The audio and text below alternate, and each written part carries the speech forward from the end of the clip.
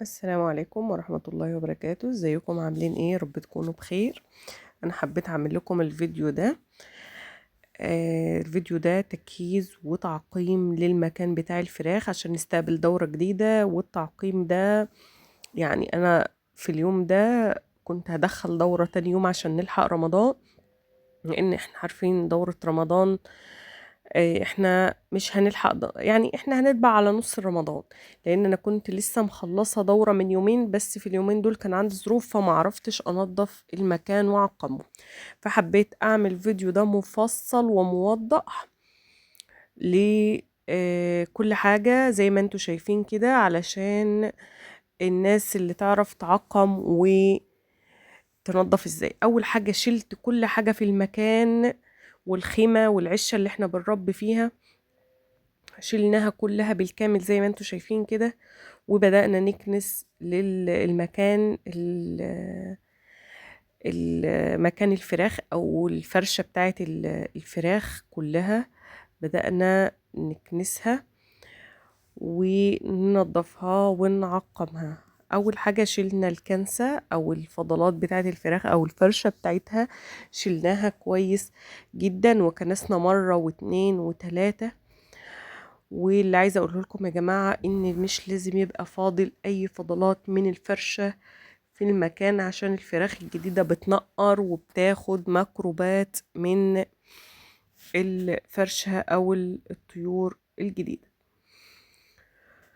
هنا انا شلت وكنست مرة واتنين وتلاتة، حبيت في شكاير وطلعت كل حاجة بره زي ما انتوا شايفين كده في الفيديو. الفيديو ده خد وقت طويل والله يا جماعة، بس انا يعني مختصرها لكم.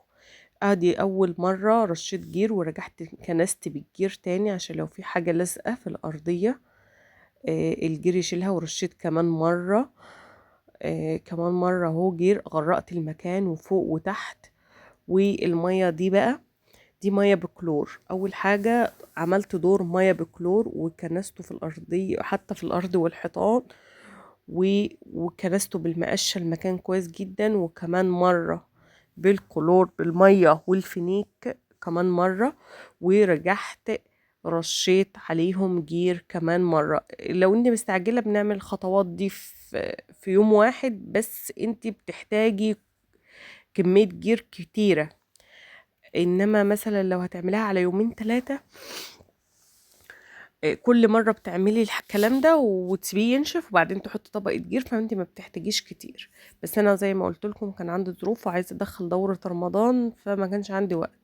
هنغير بقى النظام، ما نعمل عشش بقى ونقعد نعمل عشة ونستهلك مكان تحت في الأرضية عشان نحط حاجات، وممكن العشة ساعات بتقع ومش عارف ايه وبتغلبنا كده. فاحنا جبنا البطانية او جبنا الحاجة اللي بنغطي بيها العشش وهنثبتها وننزلها بخيوط لتحت ونحاول نقفلها قدر المستطاع. اديني ربطت حرفها اهو من فوق، وهنزل بقى على حسب الحرف بتاعنا. يعني تحط البطانية، تعملي البطانية كسقف جوه السقف، بدل ما بتعملي عشة جوه العشة لا نعمل سقف ونوفر الدنيا عندنا من تحت، او نوفر الدنيا عندنا من تحت ال الأرضية، يعني تبقى المكان مفتوح من تحت كده للفراخ براحتها. كده انا ثبت الجزئين اللي يم هنا، ورفعت بقى الفرشة لفوق وهنبدأ نجهز المكان. اول حاجة عملتها فرشت طبقة جير ومشمع، وبعدين طبقة جير وبعدين الفرشة. والجناب دي بقى انا عملت فيها ايه بقى؟ الجناب دي حطيت عليها لا مش مشمع، حطيت عليها كرتون، لفيت الحيطة كلها بالكرتون. وده الباب اللي هيبقى حاجز يم هنا للفراخ، وانا كده جوه العشة من جوه.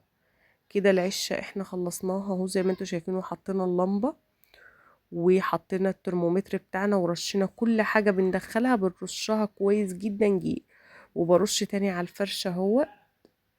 ماشي.